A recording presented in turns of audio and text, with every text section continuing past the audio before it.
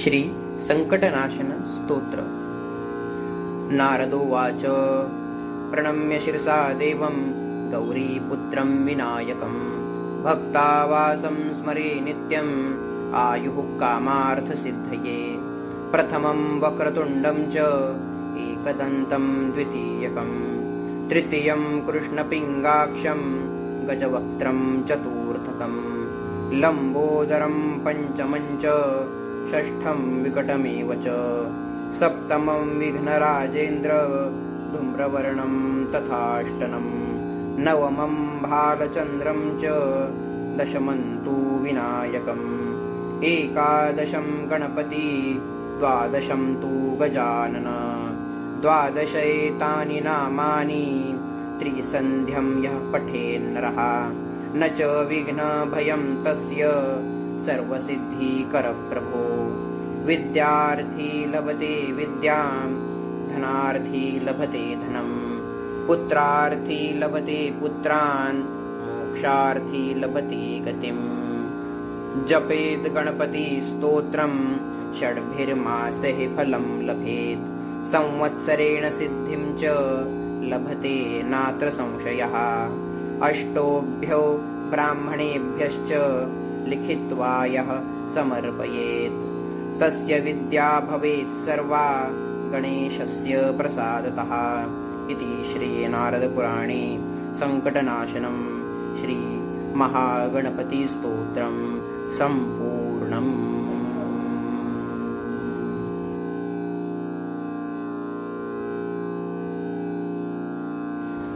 श्री संकटनाशन स्तोत्र। नारदोवाच प्रणम्य शिरसा देवं गौरीपुत्रं विनायकं भक्तावासं स्मरे नित्यं आयुः कामार्थसिद्धये। प्रथमं वक्रतुण्डं च एकदन्तं द्वितीयकं तृतीयं कृष्णपिङ्गाक्षं गजवक्त्रं चतुर्थकं लम्बोदरं पञ्चमं च षष्ठं विकटमेव च सप्तमं विघ्नराजेन्द्र धूम्रवर्णं तथाष्टमं नवमं भालचन्द्रं च दशमं तु विनायकम् एकादशं गणपति द्वादशं तु गजानन द्वादशैतानि नामानि त्रिसन्ध्यं यः पठेन्नरः न च विघ्नभयं तस्य सर्वसिद्धिकरप्रभो। विद्यार्थी लभते विद्यां धनार्थी लभते धनं पुत्रार्थी लभते पुत्रान् मोक्षार्थी लभते गतिम्। जपेत् गणपति स्तोत्रं षड्भिर्मासैः फलं लभेत् संवत्सरेण सिद्धिं च लभते नात्र संशयः। अष्टोभ्यो ब्राह्मणेभ्यश्च लिखित्वा यः समर्पयेत् तस्य विद्या भवेत् सर्वा गणेशस्य प्रसादतः। इति श्री नारदपुराणे संकटनाशनं श्री महागणपति स्तोत्रं सम्पूर्णम्।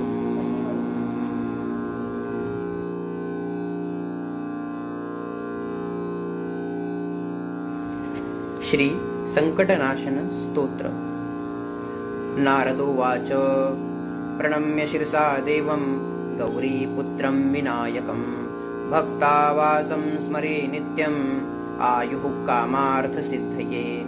प्रथमं वक्रतुण्डं च एकदन्तं द्वितीयकं तृतीयं कृष्णपिङ्गाक्षं गजवक्त्रं चतुर्थकं लम्बोदरं पञ्चमं च षष्ठं विकटमेव च सप्तमं विघ्नराजेन्द्र धूम्रवर्णं तथाष्टमं नवमं भालचन्द्रं च दशमं तु विनायकम् एकादशं गणपति द्वादशं तु गजानन द्वादशैतानि नामानि त्रिसन्ध्यं यः पठेन्नरः न च विघ्नभयं तस्य सर्वसिद्धिकरप्रभो।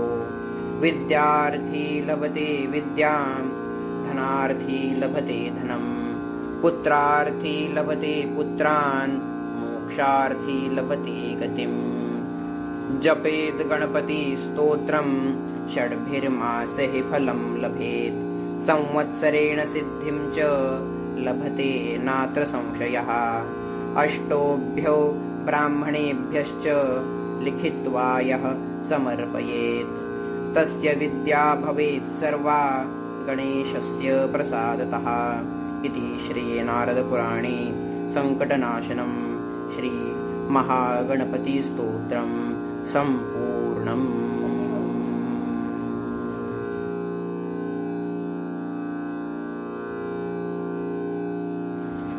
श्री संकटनाशन स्तोत्र। नारदोवाच प्रणम्य शिरसा देवं गौरीपुत्रं विनायकं भक्तावासं स्मरे नित्यम् आयुः कामार्थसिद्धये प्रथमं वक्रतुण्डं च एकदन्तं द्वितीयकं तृतीयं कृष्णपिङ्गाक्षं गजवक्त्रं चतुर्थकं लम्बोदरं पञ्चमं च षष्ठं विकटमेव च सप्तमं विघ्नराजेन्द्र धूम्रवर्णं तथाष्टमं नवमं भालचन्द्रं च दशमं तु विनायकम् एकादशं गणपति द्वादशं तु गजानन द्वादशैतानि नामानि त्रिसन्ध्यं यः पठेन्नरः न च विघ्नभयं तस्य सर्वसिद्धिकरप्रभो विद्यार्थी लभते विद्यां धनार्थी लभते धनं पुत्रार्थी लभते पुत्रान् मोक्षार्थी लभते गतिम् जपेत् गणपति स्तोत्रं षड्भिर्मासैः फलं लभेत् संवत्सरेण सिद्धिं च लभते नात्र संशयः अष्टोभ्यो ब्राह्मणेभ्यश्च लिखित्वा यः समर्पयेत् तस्य विद्या भवेत् सर्वा गणेशस्य प्रसादतः इति श्री नारदपुराणे संकटनाशनं श्री महागणपतिस्तोत्रं सम्पूर्णम्।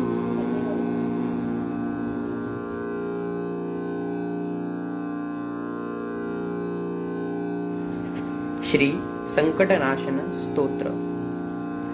नारदोवाच प्रणम्य शिरसा देवं गौरीपुत्रं विनायकं भक्तावासं स्मरे नित्यम् आयुः कामार्थसिद्धये प्रथमं वक्रतुण्डं च एकदन्तं द्वितीयकं तृतीयं कृष्णपिङ्गाक्षं गजवक्त्रं चतुर्थकं लम्बोदरं पञ्चमं च षष्ठं विकटमेव च सप्तमं विघ्नराजेन्द्र धूम्रवर्णं तथाष्टमं नवमं भालचन्द्रं च दशमं तु विनायकम् एकादशं गणपति द्वादशं तु गजानन द्वादशैतानि नामानि त्रिसन्ध्यं यः पठेन्नरः न च विघ्नभयं तस्य सर्वसिद्धिकरप्रभो विद्यार्थी लभते विद्यां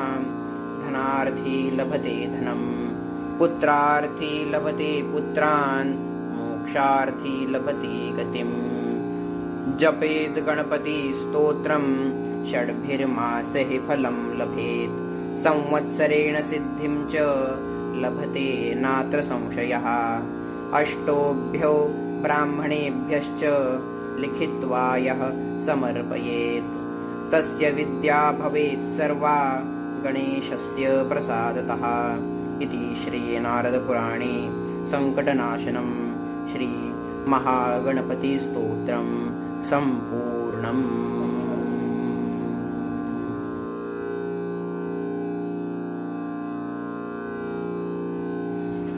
श्री संकटनाशन स्तोत्र। नारदोवाच प्रणम्य शिरसा देवं गौरीपुत्रं विनायकं भक्तावासं स्मरे नित्यम् आयुः कामार्थसिद्धये प्रथमं वक्रतुण्डं च एकदन्तं द्वितीयकं तृतीयं कृष्णपिङ्गाक्षं गजवक्त्रं चतुर्थकं लम्बोदरं पञ्चमं च षष्ठं विकटमेव च सप्तमं विघ्नराजेन्द्र धूम्रवर्णं तथाष्टनं नवमं भालचन्द्रं च दशमं तु विनायकम् एकादशं गणपति द्वादशं तु गजानन द्वादशैतानि नामानि त्रिसन्ध्यं यः पठेन्नरः न च विघ्नभयं तस्य सर्वसिद्धिकरप्रभो विद्यार्थी लभते विद्यां धनार्थी लभते धनं पुत्रार्थी लभते पुत्रान् मोक्षार्थी लभते गतिम् जपेद् गणपति स्तोत्रं षड्भिर्मासैः फलं लभेत् संवत्सरेण सिद्धिं च लभते नात्र संशयः अष्टोभ्यो ब्राह्मणेभ्यश्च लिखित्वा यः समर्पयेत् तस्य विद्या भवेत् सर्वा गणेशस्य प्रसादतः इति श्रीनारदपुराणे संकटनाशनं श्री महागणपतिस्तोत्रं सम्पूर्णम्।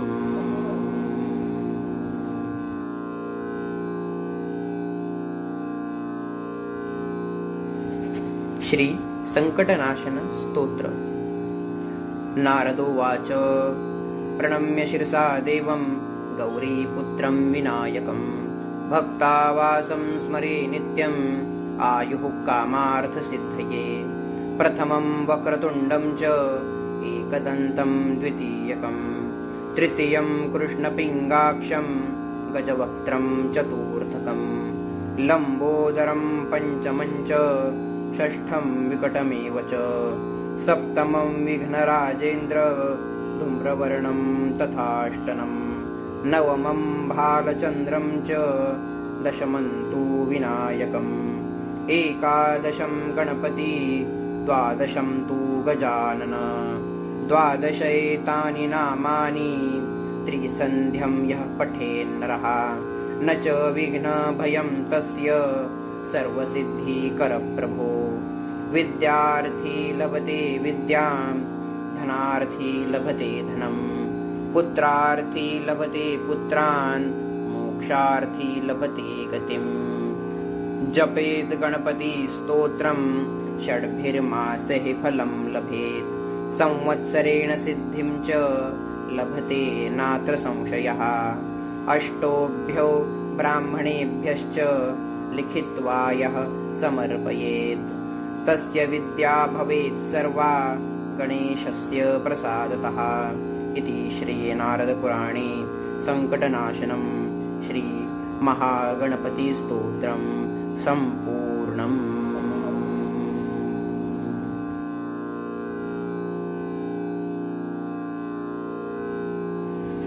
श्री संकटनाशन स्तोत्र।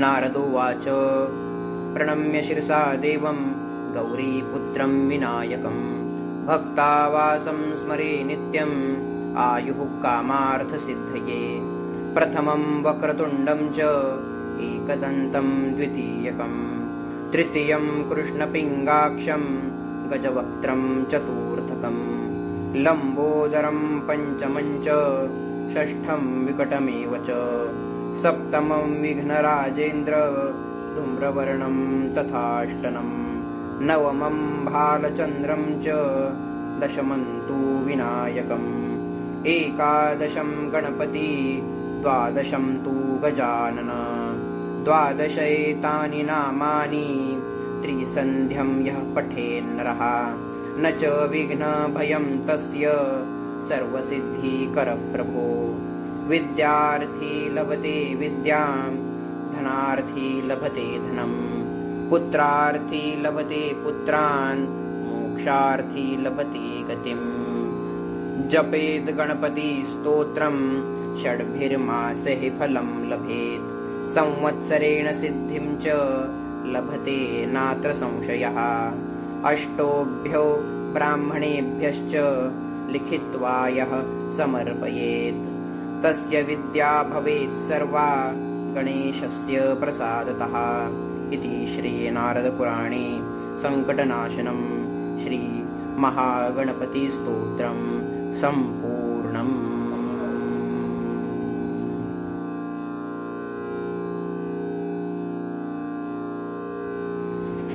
श्री संकटनाशन स्तोत्र। नारदोवाच प्रणम्य शिरसा देवं गौरीपुत्रं विनायकं भक्तावासं स्मरे नित्यम् आयुः कामार्थसिद्धये। प्रथमं वक्रतुण्डं च एकदन्तं द्वितीयकं तृतीयं कृष्णपिङ्गाक्षं गजवक्त्रं चतुर्थकं लम्बोदरं पञ्चमं च षष्ठं विकटमेव च सप्तमं विघ्नराजेन्द्र धूम्रवर्णं तथाष्टमं नवमं भालचन्द्रं च दशमं तु विनायकम् एकादशं गणपति द्वादशं तु गजानन द्वादशैतानि नामानि त्रिसन्ध्यं यः पठेन्नरः न च विघ्नभयं तस्य सर्वसिद्धिकरप्रभो। विद्यार्थी लभते विद्यां धनार्थी लभते धनं पुत्रार्थी लभते पुत्रान् मोक्षार्थी लभते गतिम्। जपेत् गणपति स्तोत्रं षड्भिर्मासैः फलं लभेत् संवत्सरेण सिद्धिं च लभते नात्र संशयः। अष्टोभ्यो ब्राह्मणेभ्यश्च लिखित्वा यः समर्पयेत् तस्य विद्या भवेत् सर्वा गणेशस्य प्रसादतः। इति श्री नारदपुराणे संकटनाशनं श्री महागणपति स्तोत्रं सम्पूर्णम्।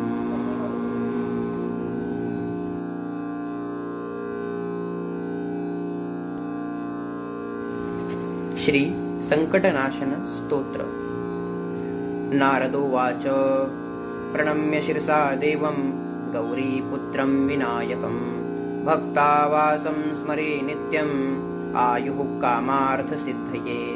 प्रथमं वक्रतुण्डं च एकदन्तं द्वितीयकं तृतीयं कृष्णपिङ्गाक्षं गजवक्त्रं चतुर्थकं लम्बोदरं पञ्चमं च षष्ठं विकटमेव च सप्तमं विघ्नराजेन्द्र धूम्रवर्णं तथाष्टमं नवमं भालचन्द्रं च दशमं तु विनायकम् एकादशं गणपति द्वादशं तु गजानन द्वादशैतानि नामानि त्रिसन्ध्यं यः पठेन्नरः न च विघ्नभयं तस्य सर्वसिद्धिकरप्रभो। विद्यार्थी लभते विद्यां धनार्थी लभते धनं पुत्रार्थी लभते पुत्रान् मोक्षार्थी लभते गतिम्। जपेत् गणपति स्तोत्रं षड्भिर्मासैः फलं लभेत् संवत्सरेण सिद्धिं च लभते नात्र संशयः। अष्टोभ्यो ब्राह्मणेभ्यश्च लिखित्वा यः समर्पयेत् तस्य विद्या भवेत् सर्वा गणेशस्य प्रसादतः। इति श्री नारदपुराणे संकटनाशनं श्री महागणपति स्तोत्रं सम्पूर्णम्।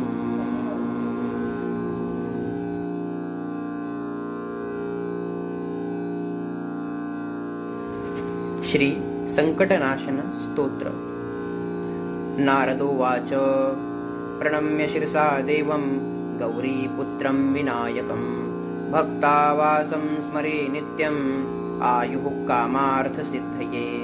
प्रथमं वक्रतुण्डं च एकदन्तं द्वितीयकं तृतीयं कृष्णपिङ्गाक्षं गजवक्त्रं चतुर्थकं लम्बोदरं पञ्चमं च षष्ठं विकटमेव च सप्तमं विघ्नराजेन्द्र धूम्रवर्णं तथाष्टमं नवमं भालचन्द्रं च दशमं तु विनायकम् एकादशं गणपति द्वादशं तु गजानन द्वादशैतानि नामानि त्रिसन्ध्यं यः पठेन्नरः न च विघ्नभयं तस्य सर्वसिद्धिकरप्रभो।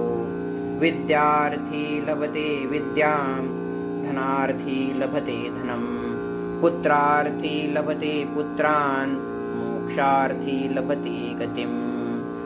जपेत् गणपति स्तोत्रं षड्भिर्मासैः फलं लभेत् संवत्सरेण सिद्धिं च लभते नात्र संशयः अष्टोभ्यो ब्राह्मणेभ्यश्च लिखित्वा यः समर्पयेत् तस्य विद्या भवेत् सर्वा गणेशस्य प्रसादतः इति श्री नारदपुराणे संकटनाशनं श्री महागणपतिस्तोत्रं सम्पूर्णम्।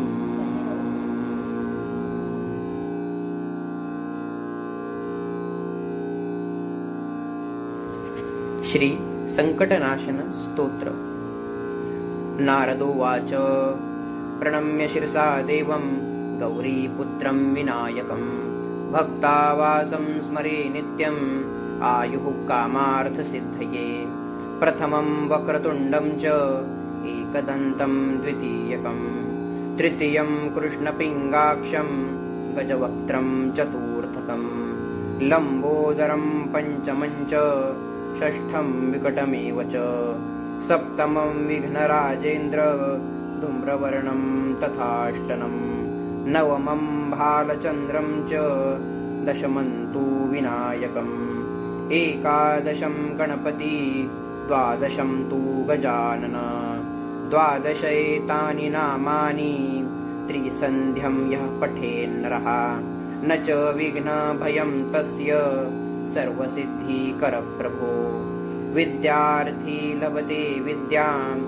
धनार्थी लभते धनं पुत्रार्थी लभते पुत्रान् मोक्षार्थी लभते गतिम् जपेत् गणपति स्तोत्रं षड्भिर्मासैः फलं लभेत् संवत्सरेण सिद्धिं च लभते नात्र संशयः अष्टोभ्यो ब्राह्मणेभ्यश्च लिखित्वा यः समर्पयेत् तस्य विद्या भवेत् सर्वा गणेशस्य प्रसादतः इति श्री नारदपुराणे संकटनाशनं श्री महागणपतिस्तोत्रं सम्पूर्णम्।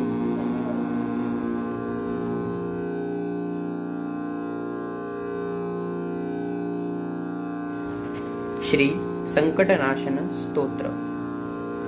नारदोवाच प्रणम्य शिरसा देवं गौरीपुत्रं विनायकं भक्तावासं स्मरे नित्यं आयुः कामार्थसिद्धये प्रथमं वक्रतुण्डं च एकदन्तं द्वितीयकं तृतीयं कृष्णपिङ्गाक्षं गजवक्त्रं चतुर्थकं लम्बोदरं पञ्चमं च षष्ठं विकटमेव च सप्तमं विघ्नराजेन्द्र धूम्रवर्णं तथाष्टमं नवमं भालचन्द्रं च दशमं तु विनायकम् एकादशं गणपति द्वादशं तु गजानन द्वादशैतानि नामानि त्रिसन्ध्यं यः पठेन्नरः न च विघ्नभयं तस्य सर्वसिद्धिकरप्रभो विद्यार्थी लभते विद्यां धनार्थी लभते धनं पुत्रार्थी लभते पुत्रान् मोक्षार्थी लभते गतिम् जपेत् गणपति स्तोत्रं षड्भिर्मासैः फलं लभेत् संवत्सरेण सिद्धिं च लभते नात्र संशयः अष्टोभ्यो ब्राह्मणेभ्यश्च लिखित्वा यः समर्पयेत् तस्य विद्या भवेत् सर्वा गणेशस्य प्रसादतः इति श्री नारदपुराणे संकटनाशनं श्री महागणपतिस्तोत्रं सम्पूर्णम्।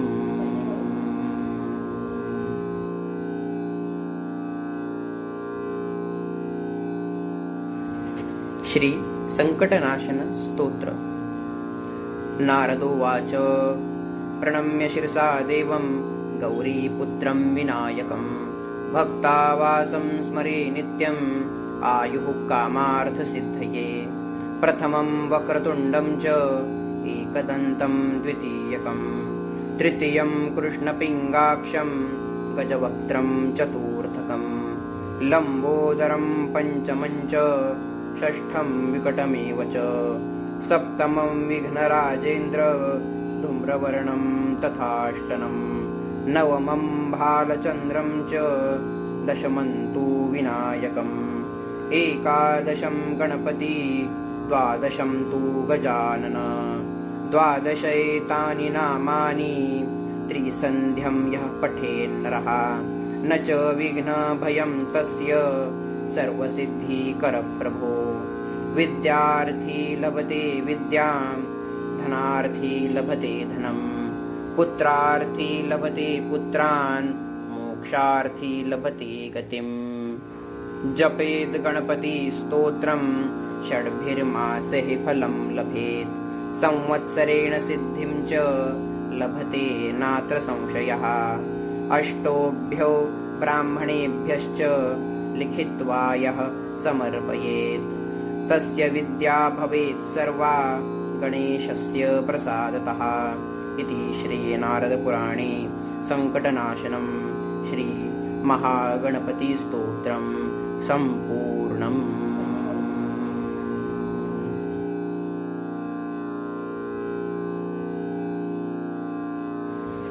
श्री संकटनाशन स्तोत्र।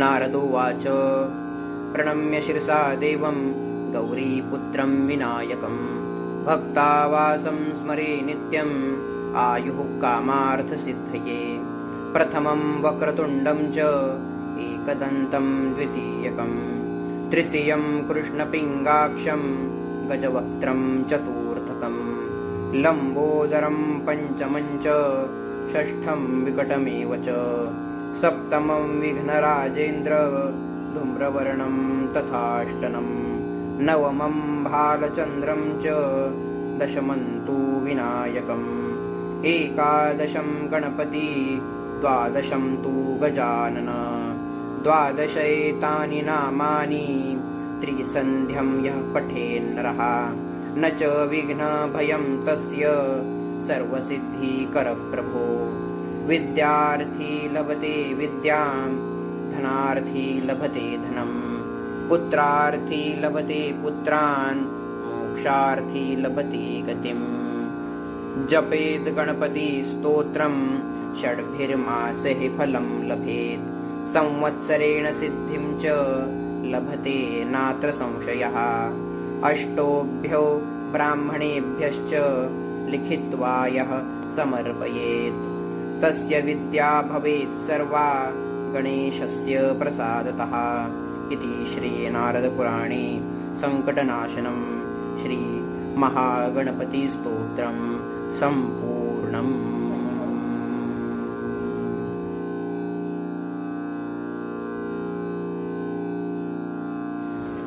श्री संकटनाशन स्तोत्र।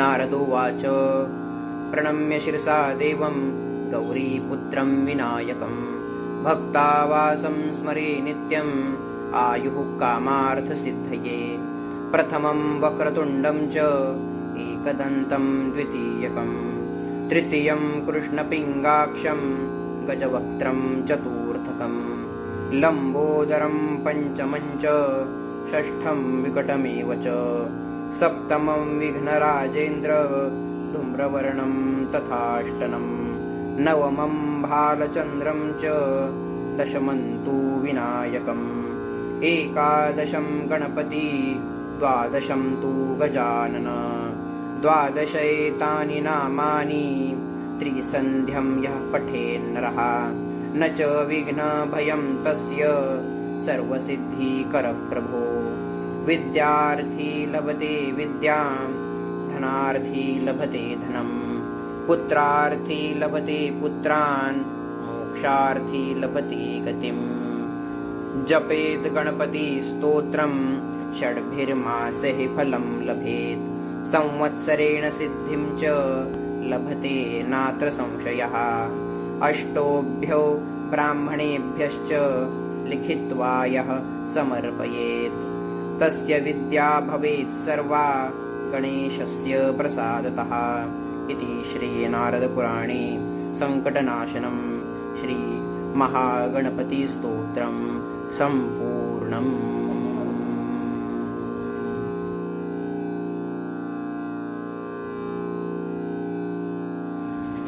श्री संकटनाशन स्तोत्र। नारदोवाच प्रणम्य शिरसा देवं गौरीपुत्रं विनायकं भक्तावासं स्मरे नित्यम् आयुः कामार्थसिद्धये।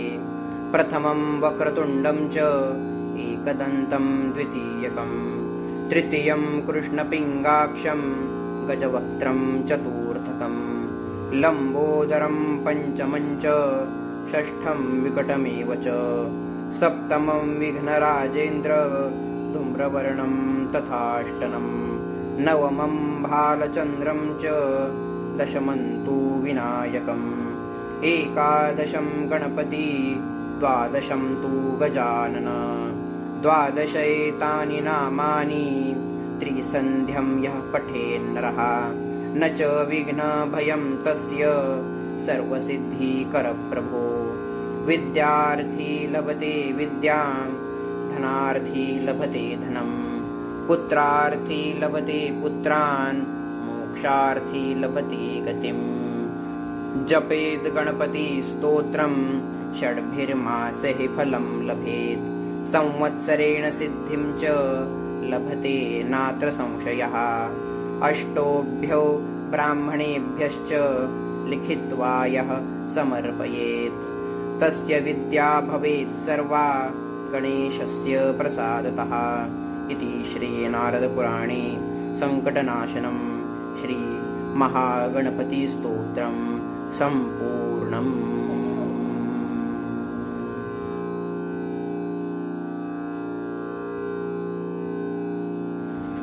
श्री संकटनाशन स्तोत्र। नारदोवाच प्रणम्य शिरसा देवं गौरीपुत्रं विनायकं भक्तावासं स्मरे नित्यम् आयुः कामार्थसिद्धये। प्रथमं वक्रतुण्डं च एकदन्तं द्वितीयकं तृतीयं कृष्णपिङ्गाक्षं गजवक्त्रं चतुर्थकं लम्बोदरं पञ्चमं च षष्ठं विकटमेव च सप्तमं विघ्नराजेन्द्र धूम्रवर्णं तथाष्टमं नवमं भालचन्द्रं च दशमं तु विनायकम् एकादशं गणपति द्वादशं तु गजानन। द्वादशैतानि नामानि त्रिसन्ध्यं यः पठेन्नरः न च विघ्नभयं तस्य सर्वसिद्धिकरप्रभो। विद्यार्थी लभते विद्यां धनार्थी लभते धनं पुत्रार्थी लभते पुत्रान् मोक्षार्थी लभते गतिम्। जपेत् गणपति स्तोत्रं षड्भिर्मासैः फलं लभेत् संवत्सरेण सिद्धिं च लभते नात्र संशयः। अष्टोभ्यो ब्राह्मणेभ्यश्च लिखित्वा यः समर्पयेत् तस्य विद्या भवेत् सर्वा गणेशस्य प्रसादतः। इति श्री नारदपुराणे संकटनाशनं श्री महागणपतिस्तोत्रं सम्पूर्णम्।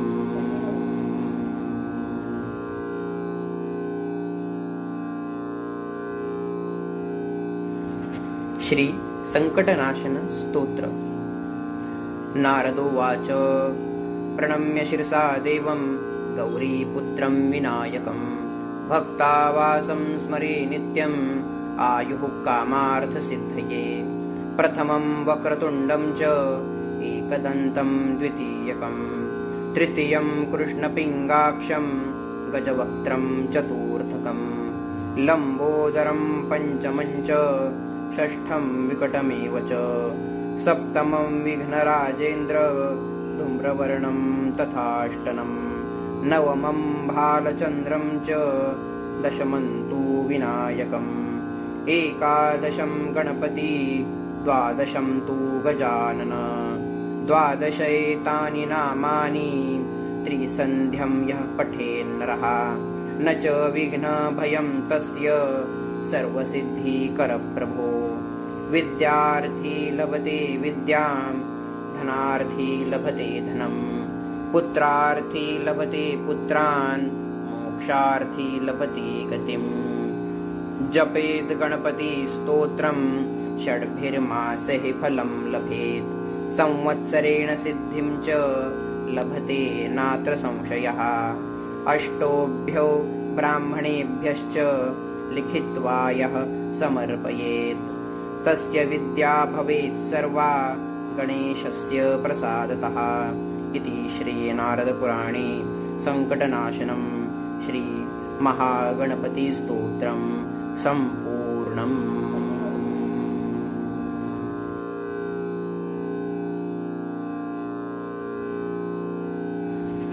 श्री संकटनाशन स्तोत्र। नारदोवाच प्रणम्य शिरसा देवं गौरीपुत्रं विनायकं भक्तावासं स्मरे नित्यम् आयुः कामार्थसिद्धये प्रथमं वक्रतुण्डं च एकदन्तं द्वितीयकं तृतीयं कृष्णपिङ्गाक्षं गजवक्त्रं चतुर्थकं लम्बोदरं पञ्चमं च षष्ठं विकटमेव च सप्तमं विघ्नराजेन्द्र धूम्रवर्णं तथाष्टमं नवमं भालचन्द्रं च दशमं तु विनायकम् एकादशं गणपति द्वादशं तु गजानन द्वादशैतानि नामानि त्रिसन्ध्यं यः पठेन्नरः न च विघ्नभयं तस्य सर्वसिद्धिकरप्रभो विद्यार्थी लभते विद्यां धनार्थी लभते धनं पुत्रार्थी लभते पुत्रान् मोक्षार्थी लभते गतिम् जपेद् गणपतिस्तोत्रं षड्भिर्मासैः फलं लभेत् संवत्सरेण सिद्धिं च लभते नात्र संशयः अष्टोभ्यो ब्राह्मणेभ्यश्च लिखित्वा यः समर्पयेत् तस्य विद्या भवेत् सर्वा गणेशस्य प्रसादतः इति श्रीनारदपुराणे संकटनाशनं श्री महागणपतिस्तोत्रं सम्पूर्णम्।